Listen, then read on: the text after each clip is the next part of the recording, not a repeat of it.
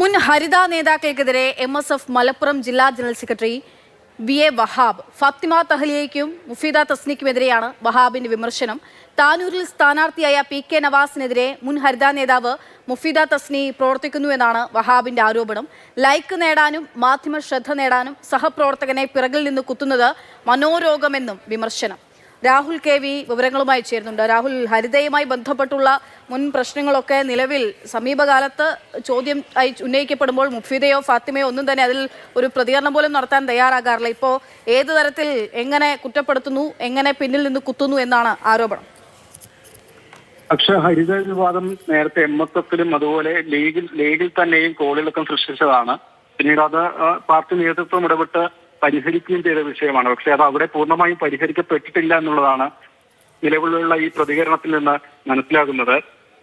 MSFന്റെ മലപ്പുറം ജില്ലാ ജനറൽ സെക്രട്ടറിയായ VA Wahab Facebook പോസ്റ്റിലൂടെയാണ് ഹരിത മുൻ നേതാക്കൾക്കും അതുപോലെ പ്രത്യേകിച്ച് ഫാത്തിമ തഹ്ലിയയ്ക്ക് പേരാമ്പ്രയിലെ കൂടിയാണ് ഇപ്പം മുഫീദ തസ്നിക്കെതിരെയും ഗുരുതരമായ ആരോപണം ഉന്നയിക്കുന്നത്. ബോധപൂർവം ഈ വിഷയം പ്രചരിപ്പിച്ചു എന്നതാണ്. PK നവാസ് താനൂരിലെ UDFന്റെ സ്ഥാനാർത്ഥി കൂടിയാണ്. അപ്പോൾ ഈ വിഷയം തെരഞ്ഞെടുപ്പിൽ ഉൾപ്പെടെ അവിടെ പ്രചരിപ്പിച്ചു എന്നുള്ള ആരോപണമാണ് ഫേസ്ബുക്ക് പോസ്റ്റിലൂടെ വഹാബ് ഉന്നയിക്കുന്നത്. അതായത് അവിടെ പ്രവർത്തനം ഉണ്ടായി വാസിനെതിരെ എന്നതടക്കമാണ് ഈ ഒരു പോസ്റ്റിലെ രത്നച്ചുരുക്കം എന്ന് പറയുന്നത്. ഹരിത വിഷയം ഉള്ളതാണെങ്കിലും പാർട്ടിയുടെ ഉള്ളിൽ തീരുമാനമായതാണല്ലോ എന്ന മുഫീദയുടെ വാട്സപ്പ് ചാറ്റ് താനൂരിൽ പ്രചരിപ്പിച്ചു. അത് വലിയൊരു പ്രശ്നം എന്ന രീതിയിൽ തെരഞ്ഞെടുപ്പിൽ തന്നെ ചർച്ചയായിട്ടുണ്ടെന്നാണ് പറയുന്നത്.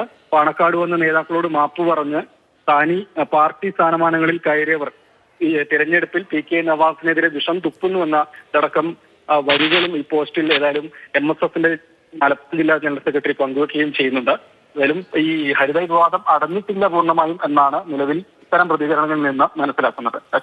ശരി, എന്തായാലും ഒരുപക്ഷെ തെരഞ്ഞെടുപ്പ് റിസൾട്ടൊക്കെ വന്നു കഴിഞ്ഞതിന് ശേഷം അതിൽ കൂടുതൽ പ്രതികരണം ഉൾപ്പെടെ വിഷയത്തിന്മേൽ ഉണ്ടാകാൻ സാധ്യതയുണ്ട്. നിലവിലിപ്പോൾ എന്തായാലും അതിലൊക്കെ നടത്തുന്നത് വളരെ സമാധാനപരമായിട്ട് അല്ലെങ്കിൽ മറ്റു വിവാദങ്ങളിലേക്കൊന്നും വഴിതിരിക്കാത്ത തരത്തിലുള്ള പ്രതികരണങ്ങളാണ്. അതിനിടയിലാണ് ഇങ്ങനെ ഒരു വാർത്ത.